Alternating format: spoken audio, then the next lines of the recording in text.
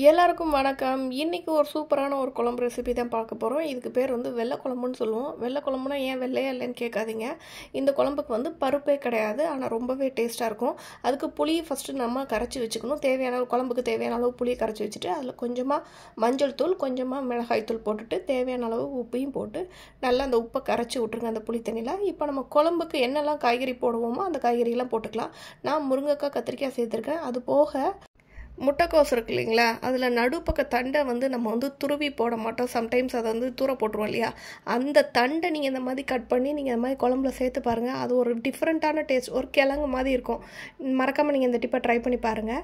அதையும் சேர்த்துட்டு ஒரு லிட்டை போட்டு க்ளோஸ் பண்ணிவிட்டு கொஞ்சம் நுரக்கட்டி வந்ததுக்கப்புறமா நறுக்கி வச்சுருக்க தக்காளி பழம் ரொம்ப போட வேண்டாம், ஒரு தக்காளி மட்டும் போட்டுக்கலாம்.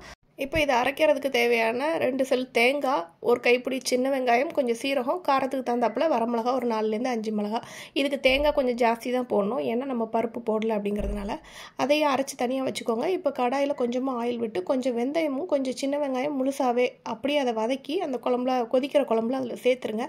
அது நல்ல ஒரு ஃப்ளேவர் நல்லாவே இருக்கும். இப்போ பாருங்கள், காயெல்லாம் ஓரளவு வெந்துருச்சு. வெந்ததுக்கப்புறமா நம்ம அரைச்சி வச்சுருக்கோம் இல்லையா அந்த தேங்காய் பேஸ்ட்டு, அதை இதோட ஆட் பண்ணிக்கிறோம். ஆட் பண்ணிவிட்டு இதை நல்லா கிண்டி விட்டுறணும்.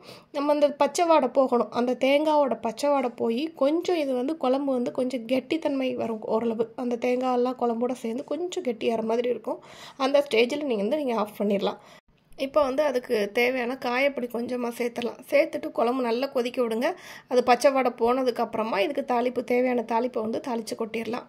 இப்போ பாருங்கள், குழம்பு நல்லா கொதித்து எண்ணெய் எல்லாம் மேலே நல்லா வந்துருச்சு பாருங்கள். இந்த டைமிங்கில் நம்ம இதுக்கு தாளிசம் சேர்க்க போகிறோம்.